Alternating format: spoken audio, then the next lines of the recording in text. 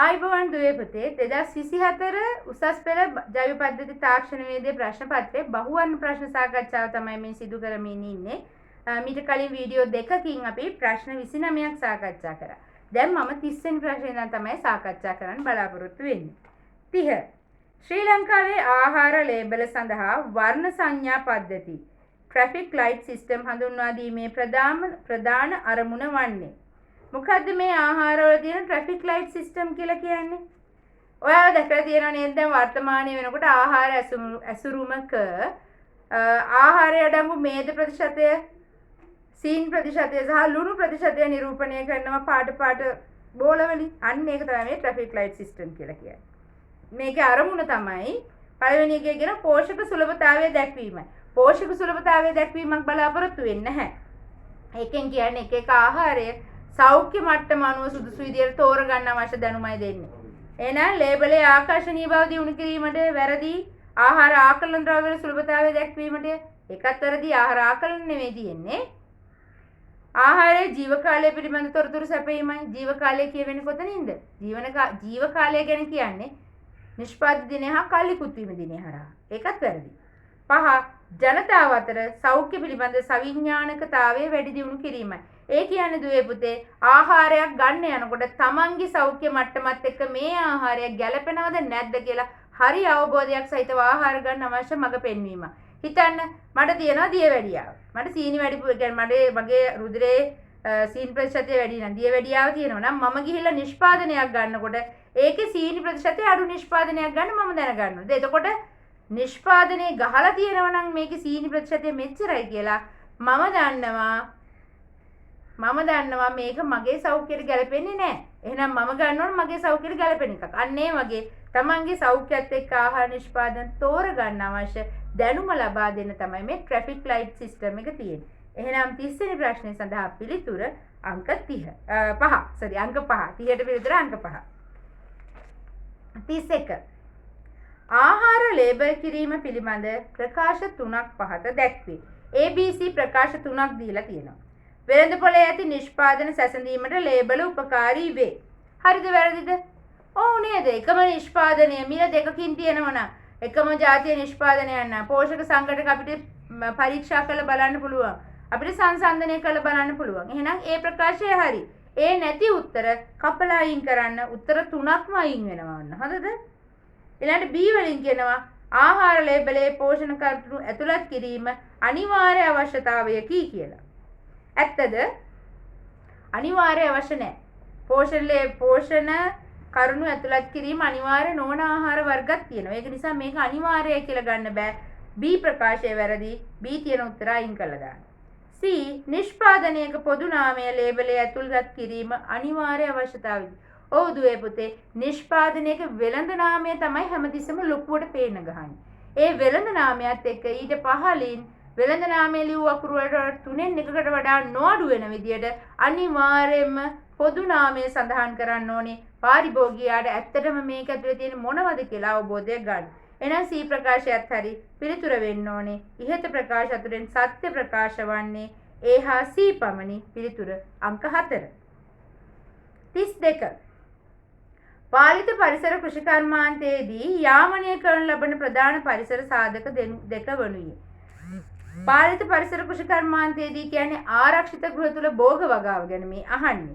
ආරක්ෂිත ගෘහ තුල භෝග වගාවේදී පාලනය කරන ලබන ප්‍රධාන පරිසර සාධක දෙක මතක තියාගන්න දුවේ පුතේ. ප්‍රධාන වශයෙන්ම උෂ්ණත්වය ආලෝකය තමයි අපි පාලනය කරන්නේ. හරිතාගාරවල තුල, දැල් ගෘහ තුල, පොලිතීන් ගෘහ තුල හැම එක තුලදීම අපි උෂ්ණත්වය සහ ආලෝකය තමයි භෝගයට ගැලපෙන හැටියට මූලිකවම පාලනය කරන්නේ. එහෙනම් මෙතන ප්‍රධාන පරිසර සාධක දෙක කියවුවම උත්තරේ 3 වෙන්න ඕනේ. උෂ්ණත්වය සහ ආලෝකය කියන පිළිතුර.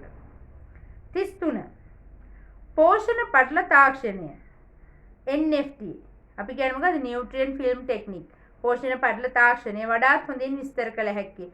දුවේ පුතේ නිර්පාංශ වගා ක්‍රමයට අපි කතා කරනවා සංසරණය වෙන ද්‍රවගත වගාවක් විදිහට මේ NFT ක්‍රමය ගැන. NFT ක්‍රමය ගැන මෙතන දීලා තියෙන ප්‍රකාශන නිවැරදි පිළිතුර අහන්නේ. පළවෙනි එකේ කියනවා ශාකයක මුල් සම්පූර්ණයෙන්ම පෝෂක මාධ්‍යයේ ගිල්ලූ පද්ධතියක් ලෙසය. දුවේ පුතේ මේ NFT වලදී කොහොමද වෙන්නේ? අපි කරන්නේ නොගැඹුරු මේ කියන්නේ මෙහෙම ඇලේට තියපු සාමාන්‍යයෙන් වැහි පිල්ලනේ අපි මේක හදන්න ගන්න. වැහි පිල්ල මෙහෙම ඇලේට තියලා මේ පැත්තෙන් එන් කැප් දෙකක් ගහනවා. ඊට පස්සේ මේ පහළ පැත්තෙන් සිදුරක් විදලා පිටතට ද්‍රාවණය ගන්න බටේ දානවා මේ වගේ මිලිමීටර් 3ක් විතර උසට. මේ මට්ටමට වඩා මිලිමීටර් 3ක් විතර උසට දානවා. දාලා ඉවරලා මේ පැත්තෙන් පෝෂක ද්‍රාවණය සපයනවා. එතකොට මේ පීල්ල තුල මේ වගේ තුනී පෝෂක පටලයක් තමයි තියෙන්නේ. තාමත් තුනී පෝෂක පටලයක් තියෙන්නේ. අපි භාජන පැලසිට වූ බඳුන් මේ විදියට තියෙනවා පෝෂක පටලය ගෑවෙන විදියට. හරිද? එතකොට මේකේ මුල සම්පූර්ණයෙන් පෝෂක පටල තුන තියෙනවද? නැහැ. ඒක වැරදි. දෙක කියනවා තුනී පෝෂක පටලයක් ශාකික මුල් මතින් අඛණ්ඩව ගලා යන පද්ධතියක් ලෙස මේ තියෙන්නේ. තුනී පෝෂක පටලයක්. මේක ශාක මුල් ටික මතු පිටින් දිගටම ගලනවා. හැමතිස්සෙම ගලනවා. මේක නතර වෙලා තියෙන්නේ නැහැ. මේ ගලාගෙන ගිහින් මෙතනින් මේ ටැංකියට වැටෙනවා. ආපහු මෙහෙම පොම්ප කරලා මෙතනට දානවා. මේක අඛණ්ඩ ධාරාවක් විදිහට ගලාගෙන යන්නේ. එහෙනම් හරියට මේ NFT තාක්ෂණය ගැන කියන්නේ මේ දෙවෙනි ප්‍රකාශයේ තුනී පෝෂක පටලයක් ශාක මුල් මතින් අඛණ්ඩව ගලා යන පද්ධතියක් ලෙසයි. පිළිතුර අංක 2. ඊළඟට අපි බලමු 34 වෙනි ප්‍රශ්නය.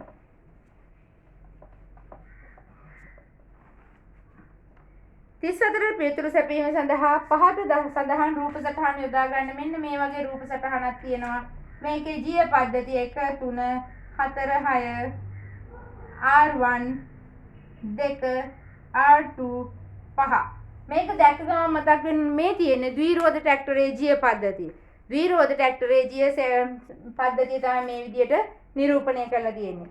ඉහත රූප සටහන මගින් නිරූපණය වන ජීය පෙට්ටිය අයත් වන්නේ සරලවම මොකද්ද? ද්විරෝධ ට්‍රැක්ටරයට. පිළිතුර අංක 1.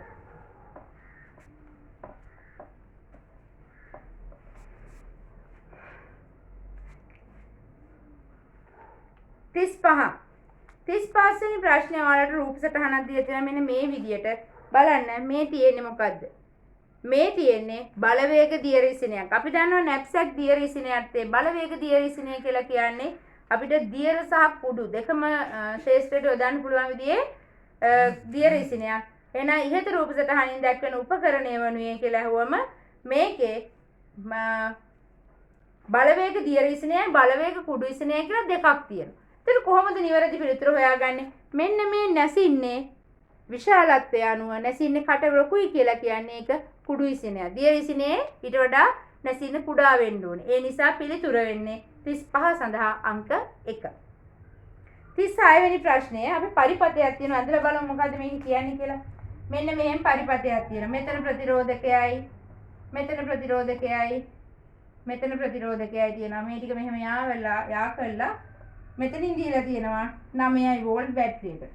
මේක 9යි වෝල්ට්ලු, මේක 10යි කිලෝ ඕම්ලු, මේක 2යි කිලෝ ඕම්, මේක 1යි කිලෝ ඕම්. R1 R2 R3 කියලා නම් කරලා තියෙනවා. ඉහත පරිපථ සටහනේ මේ පරිපථය ගැන ඔයාලට මොකද කියන්න පුළුවන්? මේ පරිපථය ගත්තම දුවේ පුතේ මේ පරිපථය සමාන්තරගතව ප්‍රතිරෝධක තුනක් සම්බන්ධ කරලා තියෙන පරිපථයක්. එහෙනම් සමාන්තරගත පරිපථයක අපි දන්නවා සමක ප්‍රතිරෝධය ගත්තම කුඩාම ප්‍රතිරෝධයේ අගයටත් වඩා අඩුයි. කුඩාම ප්‍රතිරෝධයේ අගයටත් වඩා අඩු සමක ප්‍රතිරෝධයක් තමයි තියෙන්නේ. 1ට R සමීකරණ දාලා හදලා බලන්න. ඔයාලා මේක සමීකරණ හදලා බලන්න. 1ට R සමාන 1ට R1 දාන R2 දාන 1ට R3 දාලා හදලා බලුවොත් කිලෝ ඕම් 10ක ප්‍රතිරෝධයක් තිබ්බත් මේ කිලෝ ඕම් 1 ප්‍රතිරෝධය නිසා මීට වඩා අඩු සමක ප්‍රතිරෝධයක් තමයි පරිපථයේ ක්‍රියාත්මක වෙන්නේ. එහෙනම් පරිපථයේ ධාරාවක් ගලාගෙන යනවා. ඒ ගලා යන එහෙනම් ඒ පළවෙනි ප්‍රකාශය වැරදිනේ. පරිපථය හරහා ධාරාවක් ගමන් නොකරයි කියලා කියන්නේ. ඒක වැරදි. දෙවෙනි එකේ කියනවා R1 හරහා උපරිම ධාරාවක් ගමන් කරනවලු. ආයේ තුනේ කියනවා R2 හරහා උපරිම ධාරාවක් ගමන් කරනවලු. 4 කියනවා R3 හරහා උපරිම ධාරාවක් ගමන් කරයි කියලා. කොහොමද මේ ධාරාව ගමන් කරන විදිය තෝරන්නේ? මේක සමක ප්‍රතිරෝධය කිලෝ ඕම් එකටත් වඩා අඩු වෙන නිසා මේ හරහා ලොකු ධාරාවක් ගමන් කරනවා. ඒ එන ධාරාව මෙතෙන්ට ආවයින් පස්සේ යාට පාරවල් තුනක් තියෙනවා යන්න. මේ පාරවල් තුන හරහා ධාරාව බෙදලා යන්නේ ප්‍රතිරෝධයට ප්‍රතිරෝධයේ විශාලත්වයට ප්‍රතිලෝමය. ඒ කියන්නේ ප්‍රතිරෝධය වැඩි පාරෙන් අඩුවෙන් යනවා, අඩු පාරෙන් වැඩියෙන් යනවා. එහෙනම් මොකද මෙතන ප්‍රතිරෝධය අඩුම කවුද? 1 කිලෝ. එහෙනම් මෙයා හරහා යන I1 ධාරාව වැඩිම ධාරාව වෙන්න ඕනේ. ඊළඟට 2 කිලෝ ඕම් තියෙන නිසා මෙයා හරහා ධාරාව I2 කියලා ගත්තොත් ඒක දෙවෙනියට ගලා යන ධාරාව. R1 හරහා අඩුම ධාරාවක් ගලාගෙන යන්න ඕනේ. මොකද ප්‍රතිරෝධය තමයි විශාල නිසා. එහෙනම් මේ ප්‍රකාශ වලින් බලන්න ඉහත පරිපත් සටහනේ හතරවෙනි පිළිතුරේ තියෙනවා R3 හරහා උපරිම ධාරාවක් ගමන් කරයි කියලා. ඒක නිවැරදි. ඊළඟ පස්වෙනි ප්‍රකාශයේ තියෙනවා R1 R2 R3 හරහා සමාන ධාරා ගමන් කරයි කියලා. මේකත් එක්ක බලනකොට ඒකත් වැරදීනේ. ඒ නිසා මතක තියාගන්න පුතේ සමාන්තරගත ප්‍රතිරෝධ පද්ධතියක් ගත්තොත් අනිවාර්යයෙන්ම සමග ප්‍රතිරෝධය කුඩාම ප්‍රතිරෝධයකටත් වඩා අඩුයි. ඒ වගේම මේ එන මුළු පරිපථයේ දාන මුළු ධාරාව ප්‍රතිරෝධක 3 හරහා ගමන් කරනකොට ප්‍රතිරෝධයේ වැඩි පරිපථයේ හරහා අඩුම ධාරාවකුත් අඩුම ප්‍රතිරෝධය හරහා වැඩිම ධාරාවකුත් විදියට තමයි ගමන් කරන්නේ. එහෙනම් මෙතන නිවැරදි පිළිතුර අංක 4 R3 හරහා උපරිම ධාරාවක් ගමන් කරනවා.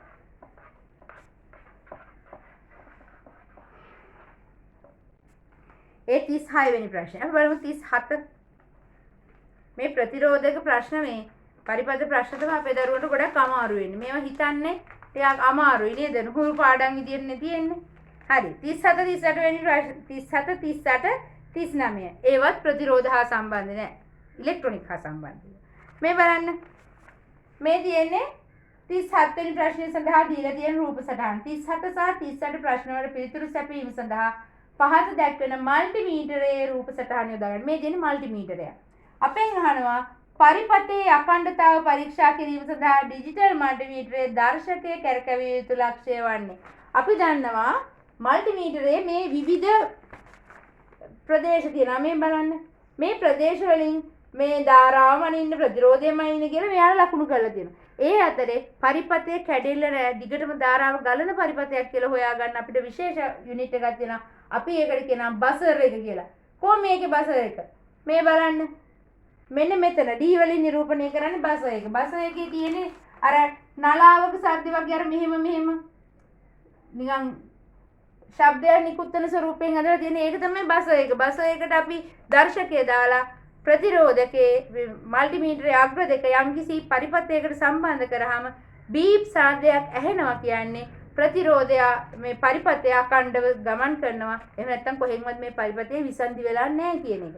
එහෙනම් මෙතන D කියන එක තමයි මේ බසර් එක නිරූපණය වෙන්නේ.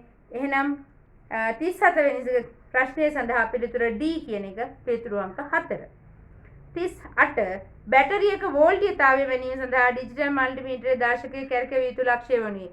වෝල්ටීයතාවය මනින්න නම් වෝල්ට් මීටරය කියලා පෙන්වන්න ඕනේ. බැටරියක නම් අනිවාර්යයෙන්ම සරල ධාරාවක්. එහෙනම් ඔයාලගේ මේ V අකුරුඩින් මෙන්න මෙහෙම නිරූපණය කරලා තියෙන කොටස වෙන්න ඕනේ. එහෙම තියෙන්නේ මේකේ B කියන තැන මෙන්න මේ කොටසේ බලන්න. එහෙනම් බැටරියක වෝල්ටීයතාවය මැනීම සඳහා දර්ශකයේ කරකවන්න ඕන B ට. ඒ කියන්නේ පිළිතුරු අංක 2. ඊට පස්සේ 39 වෙනි ප්‍රශ්නය බලමු. එක්තරා වයරයක සෙන්ටිමීටර් 10ක කැබැල්ලක ප්‍රතිරෝධය 1.2කි. දිග සෙන්ටිමීටර් 10ක් වෙනකොට ප්‍රතිරෝධය 1.2 ඕම් වෙනවලු. එම වයරයේම සෙන්ටිමීටර් 30ක කැබැල්ලක ප්‍රතිරෝධය වනුයේ. අපෙන් අහන්නේ 30ක කොච්චරද කියලා. සාමාන්‍යයෙන් පුතේ ප්‍රතිරෝධකයේ දිග අනුව ප්‍රතිරෝධය සමානුපාතිකව වැඩි වෙනවා. ඒ කියන්නේ 10කට 1.2ක් වෙනවා නම් 30කට කොච්චරද? ඒ වගේ 3 ගුණයක්. එහෙනම් 3.6යි ඕම් තමයි සෙන්ටිමීටර් 30ක පරිපථ කොටසක ප්‍රතිරෝධය වෙන්නේ. එහෙනම් පිළිතුර අංක 3 3.6යි ඕම් වේ. අපි 40 වෙනි ප්‍රශ්නයෙන් සාකච්ඡා කරමු. 40 ශුද්ධ පාලක පිළිබඳ ප්‍රකාශ දෙකක් පහත දැක්වේ. පරිපථයක විශාලත්වය සැලකිය ලෙස අඩු කළ හැක. ඔව් පුතේ. ශුද්ධ පාලකයක් කියලා කියන්නේ මේක මේ විද්‍යුත් උපකරණ එකතු කරලා හදපු කුඩා යුනිට් එකක්. එතකොට අපේ පරිපථයේ විශාලත්වය මේ මගින් අඩු කරන්න පුළුවන්. ඒක හරි. ක්‍රමලේඛනය මගින් භෞතික කොටස් විස්ථාපනය කරේ කියලා B වලින් කියනවා. ඒ කියන්නේ B වලින් කියන්නේ පරිපථයේ විශාලත්වයේ සැලකිලි අඩු කරන්නේ ක්‍රම ලේඛනය මගින් භෞතික කොටස් ස්ථාපනය කරලා අඩු කළා. එහෙනම් B මගින් ඒ තවදුරටත් පැහැදිලි කරනවා. එහෙනම් 40 වෙනි ප්‍රශ්නය සඳහා පිළිතුර වෙන්නේ අංක 4. ඒ සත්‍ය වන අතර B මගින් ඒ තවදුරටත් පැහැදිලි කරේ කියලා. හරි අපි අන්තිම ප්‍රශ්න 10 ඊළඟ වීඩියෝ එකේ සාකච්ඡා කරමු.